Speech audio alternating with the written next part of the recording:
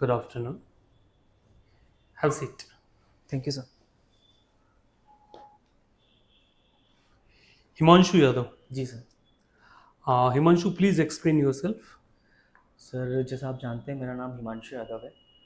मैंने सर अपनी ग्रेजुएशन भारतीय विद्यापीठ यूनिवर्सिटी Can से। you please some loud? Your voice is not clear. Sir मेरा नाम हिमांशु यादव है। सर मैं मध्य प्रदेश के ऐतिहासिक जिले उज्जैन से आया हूँ। सर मैंने अपनी ग्रेजुएशन भारतीय विद्यापीठ यूनिवर्सिटी में बीटेक मैकेनिकल की डिग्री प्राप्त की है।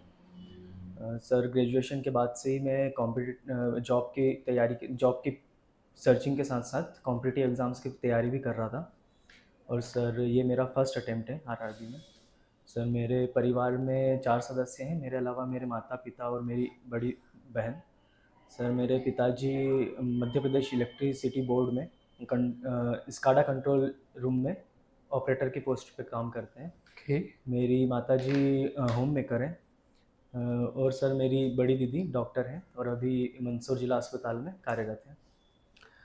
Sir Himanshu, being in mechanical engineer, आप बैंकिंग में क्यों आना चाहते हैं? सर बैंकिंग की सर मैं बैंकर इसलिए बनना चाहता हूँ सर, क्योंकि बैंकिंग की जॉब्स जो हैं सर उसमें स्टेबिलिटी काफ़ी है।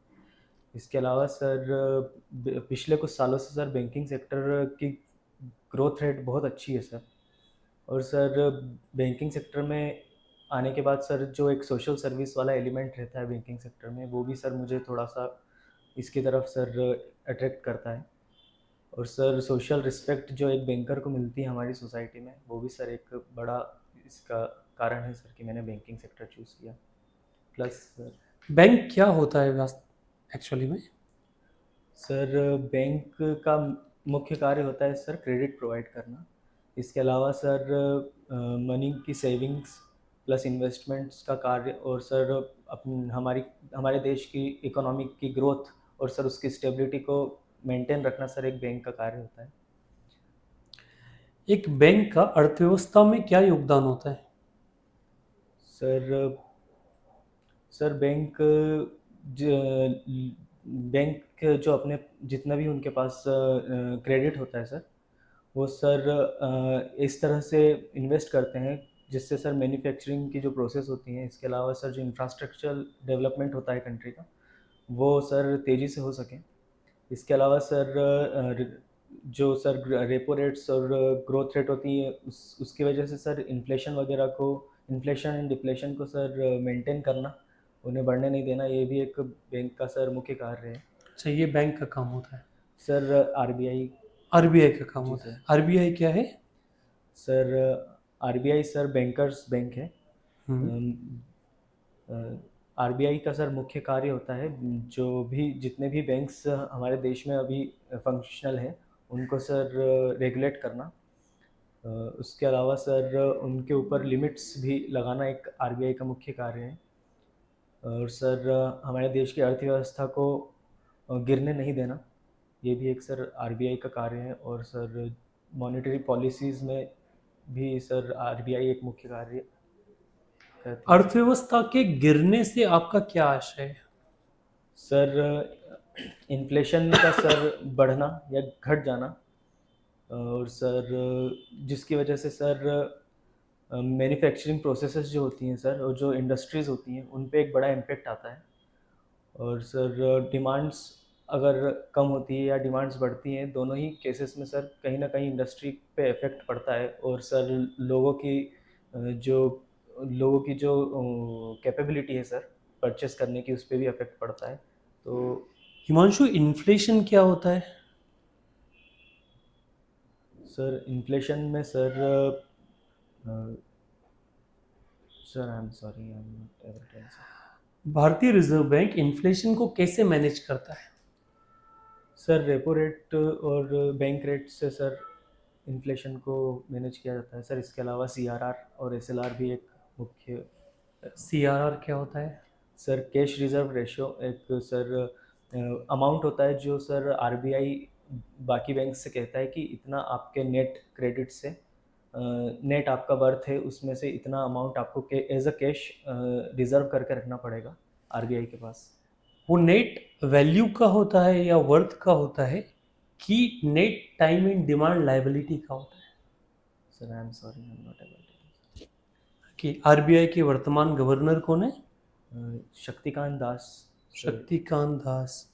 कितने डेप्यूटी गवर्नर्स होते हैं आरबीआई में? सर 4 डेप्यूटी गवर्नर्स होते हैं आरबीआई में। सर उनके नाम अभी मुझे पता नहीं ठीक है। है। मॉनेटरी पॉलिसी से के बारे में जानते हैं? जी सर। क्या होती है monetary policy? Sir monetary policies में सर जितने भी cash reserve ratio, SLR, repo rate, bank rates होते हैं सर, इनको हम्म। रेगुलेट आरबीआई करता है। जिससे सर जैसा मैंने कहा सर, इन्फ्लेशन या डिफ्लेशन अगर कोई भी पोजीशन कंट्री में बनती है तो उसे सर मेंटेन किया जा सकता है।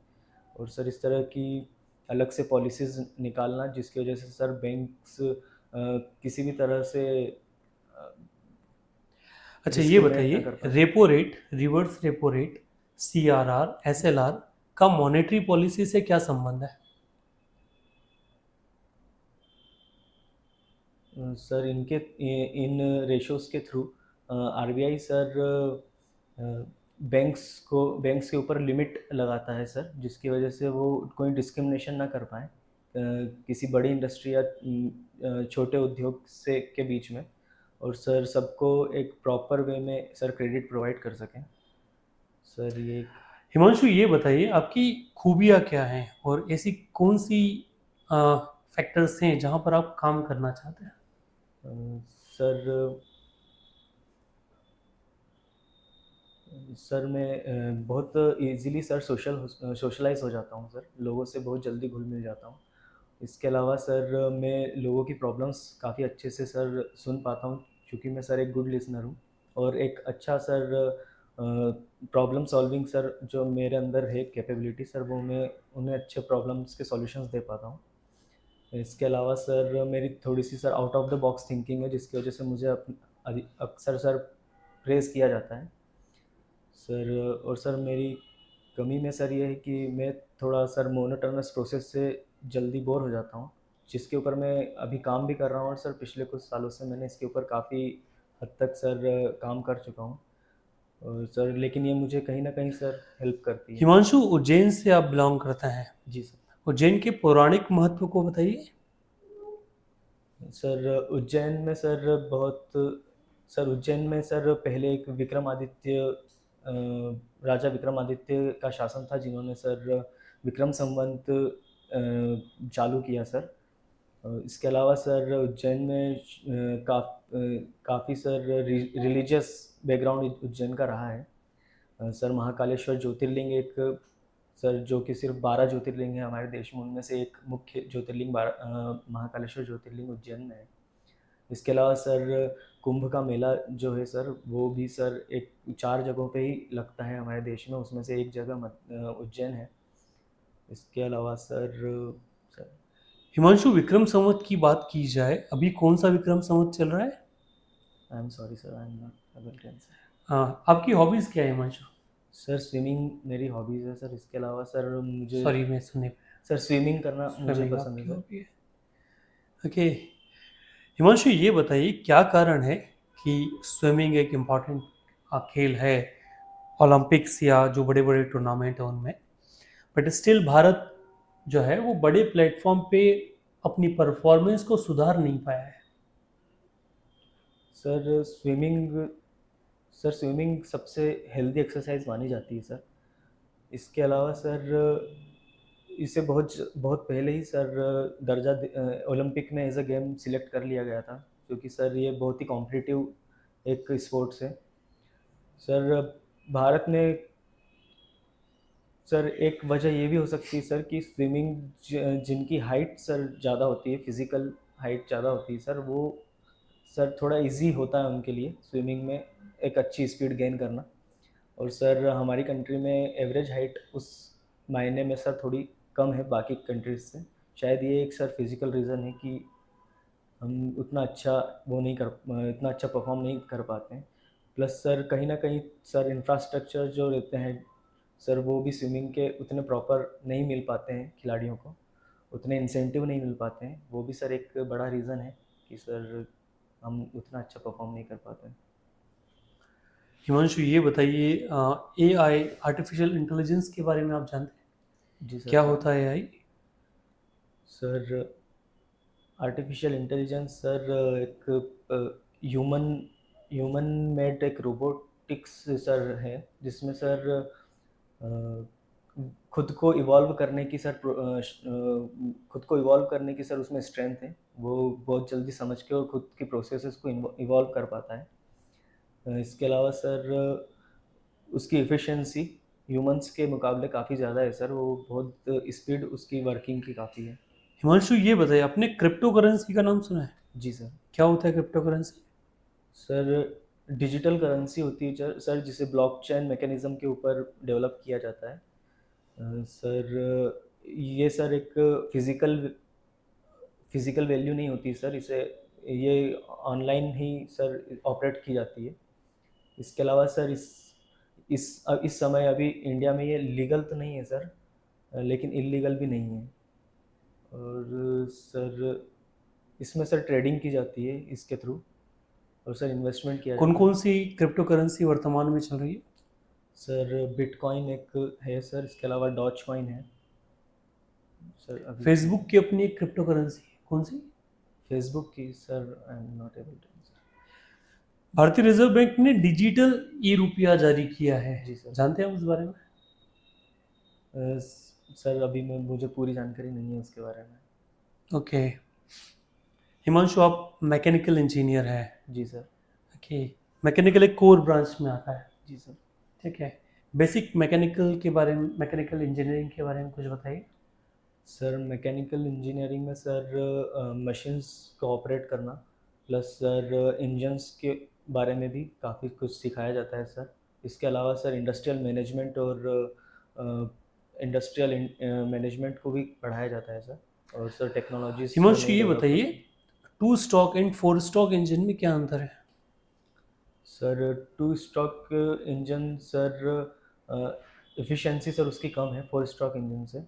इसके अलावा सर टू स्ट्रोक इंजन में सर अ, एक एक ही सिंगल साइकिल में सर पावर आउटपुट मिलता है।